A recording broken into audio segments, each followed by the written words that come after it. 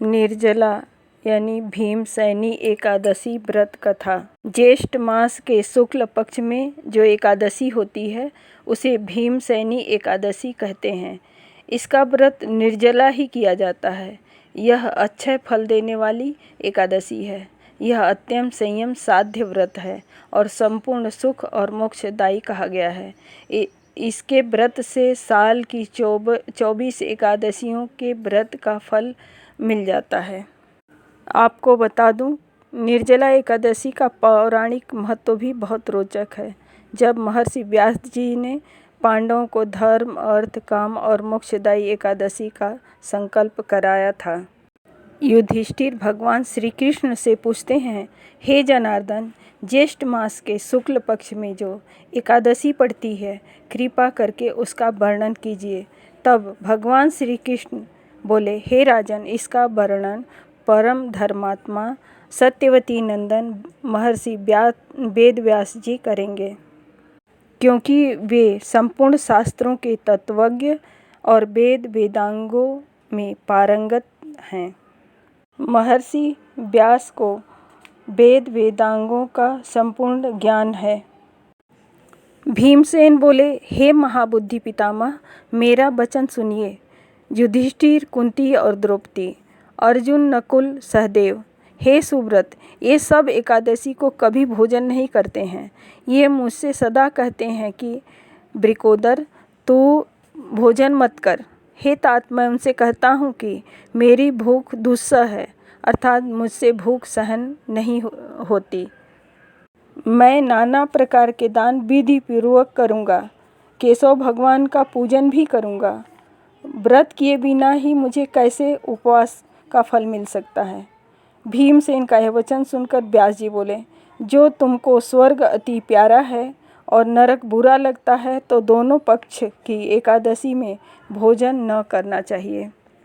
भीमसेन बोले, हे महाबुद्धि पितामह, मैं तुमसे कहता हूँ कि हे मुने, एक बार के भोजन से भी मुझसे नहीं रहा जाएगा तो उपवास कैसे करूँगा।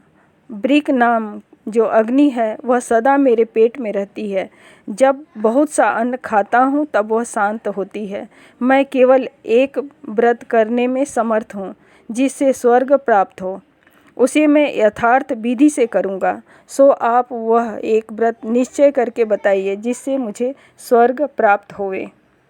व्यास जी बोले, हे नाराधिप, तुमने मुझसे मनुष्य के और वेद के कहे हुए धर्म सुने, परंतु कलयुग में उनका करना कठिन है।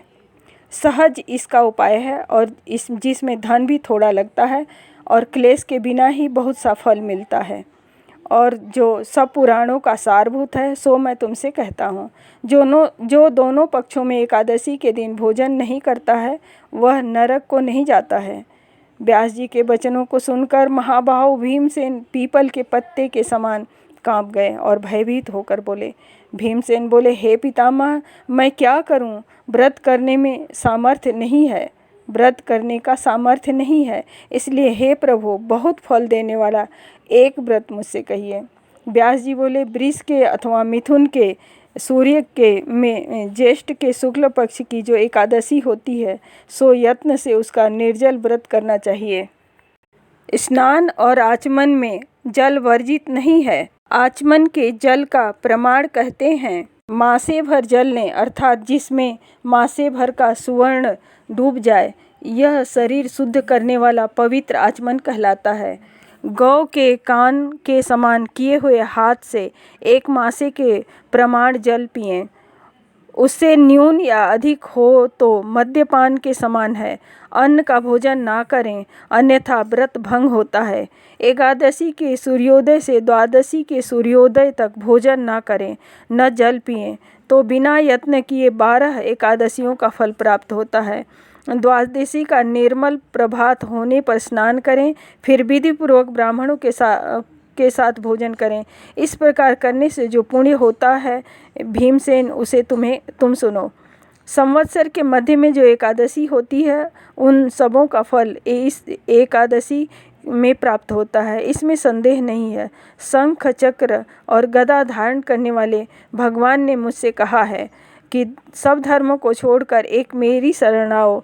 एकादशी के दिन निराहार व्रत करने से मनुष्य पापों से छूट जाते हैं। कलयुग में द्रव्य और शुद्धि नहीं है और स्मार्त संस्कार भी नहीं है और दुष्ट कलयुग के प्राप्त होने के पर वैदिक तो है ही नहीं।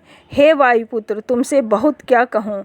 दोनों पक्षों में एकादशी के दिन भोजन न करें और ज्येष्ठ के शुक्ल पक्ष की एकादशी का निर्जल व्रत करें। इस व्रत से जिस फल की प्राप्ति होती है, हे वृकोदर, सो तुम सुनो। सब तीर्थों में जो स्नान पुण्य होता है और सब दानों से जो फल होता है, हे वृकोदर, इसका व्रत करके वह सब फल प्राप्त होता है जो वर्ष भर शुक्ल पक्ष और कृष्ण पक्ष की एकादशियों का फल होता है। इस एक ही एकादशी के व्रत से धन, धान्य, बल, आयु को देने वाली और पुत्र तथा आरोग्य रूपी फल को देने वाली जितनी एकादशियां हैं, उन सब का फल प्राप्त होता है। हे नरव्याघ्र, यह मैंने तुमसे सत्य कहा है। और बड़े शरीर के भयंकर काले पीले यम के दूत भयानक दंड तथा फांसी को लिए हुए उनके समीप नहीं आते। पीताम्बर धारण किए हुए सौम्य रूप चक्र हाथ में लिए हुए जिनका वेग के समान है, ऐसे विष्णु के दूत अंतकाल में इस व्रत को करने वाले मनुष्य को साथ ले जाते हैं। अतः निर्जला एकादशी का व्रत करना योग्य है। इसमें जल धेनु का दान करके मनुष्य सब पापों से छूट जाता है। जनमेजय यह सुनकर भीम ने इस व्रत को किया। हे राजन, इसलिए सब पापों की शांति के लिए यत्न सहित हरि का पूजन करो। हे देवेश, आज मैं जल वर्जित व्रत करूँगा। हे अनंत देवेश, तुम्हारे वासर से दूसरे दिन भोजन करूँगा।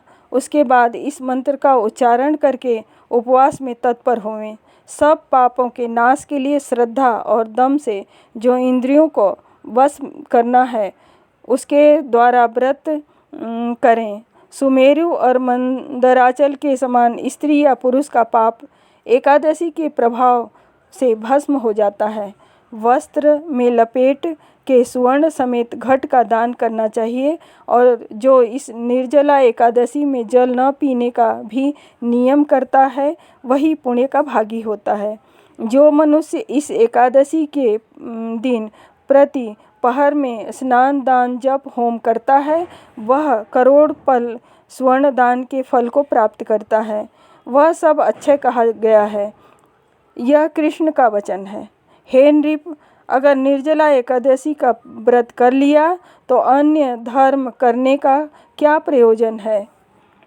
विधिवत उपास करने वाला मनुष्य विष्णु धाम को प्राप्त होता है और निर्जला के दिन जो सुवर्ण अन्न वस्त्र दिया जाता है, हे कुरुवंश के श्रेष्ठ, वह सब देने वाले का अक्षय फल होता है। जो एकादशी को अन्न भोजन करता है, वह पापों का भोजन करता है। इस लोक में वह चांडाल होता है और मृत्यु के बाद परलोक में दुर्गति को प्राप्त होता है। जो द्वादशी युक्त एकादशी का व्रत करके दान करेगा, ज्येष्ठ मास के शुक्ल पक्ष में वह परम पद अर्थात मोक्ष को प्राप्त होगा।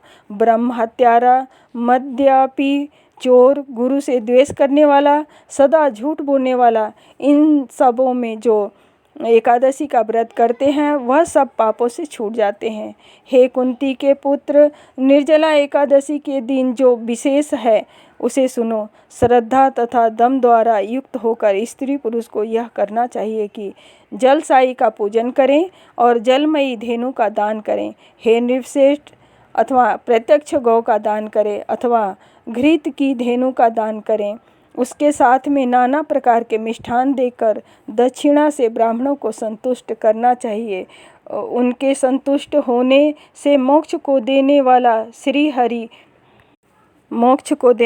श्री हरि संतुष्ट होते हैं। जिनके द्वारा एकादशी का व्रत नहीं किया गया, उनके द्वारा अपने आत्मा से द्रोह किया गया। वे पाप आत्मा और दुराचारी हैं, इनमें संदेह नहीं। जिस मनुष्य ने इस एकादशी का व्रत किया, उसने सदा अनाचार करने वाले अपने कुल के 100 पुरुष पीछे के और 100 आगे के आप समेत वासुदेव भगवान के मंदिर में पहुंचा दिया। और जो सदा शांत और दान में तत्पर होकर रात्रि में जागरण और हरि का पूजन करके एकादशी का व्रत करता है, उसके पिछले 100 पुरुष तथा आगे के 100 अपने समेत विष्णु लोक को जाते हैं। अन्न, जल, गौ, वस्त्र, शैया और सुंदर आसन, कमंडल और छत्र ये निर्जला एकादशी के दिन देने चाहिए। और जो उत्तम पात्र ब्राह्मण को उपान्ह अर्थात जूतों का दान करते हैं, वे स्वर्ण के विमान में चढ़कर करके निश्चय ही विष्णु लोक को जाते हैं। जो मनुष्य भक्ति से इस कथा को सुनते हैं और जो कहते हैं, वे दोनों स्वर्ग को जाते हैं। सिनी वाली अमावस्या में सूर्य ग्रहण के समय श्राद्ध करने से मनुष्य जिस फल को पाता है, वही फल इसकी कथा सुनने मात्र से प्राप्त होता है। दतुवन करके नियम करें कि आज एक एकादशी का निराहार व्रत करूँगा और जल भी नहीं पीऊँगा। केशव भगवान की प्रसन्नता के लिए आचमन को छोड़कर और जल न पिएं। और द्वादशी के दिन त्रिविक्रम का पूजन करें। गंध, पुष्प, दीप और जल से हरि को प्रसन्न करें और विधान से पूजन कर मंत्र का उच्चारण करें कि हे देव, हे ऋषिकेश, हे संसार समुद्र से तारने वाले, इस जल कुंभ के दान से मुझे परम गति को पहुँचाओ। इसके बाद हे भीम, यथाशक्ति ब्राह्मणों के लिए अन्न, छत्र, उपान्ह और फल से युक्त घड़ों का दान करें। और भी दान देने चाहिए। जलधेनु तो विशेष कर देनी चाहिए। उसके बाद ब्राह्मणों को भोजन कराकर आप भी मौन होकर भोजन करें। तो ऐसे पापों का नाश करने वाली द्वादशी को पारण करें तो यह सब पापों से मुक्त होकर निर्दोष पद को प्राप्त हो। उसी समय से भीम द्वारा यह शुभ एकादशी की गई और भीमसेनी एकादशी के नाम से लोक में प्रसिद्ध हुई। ओम नमो भगवते वासुदेवाय नमः।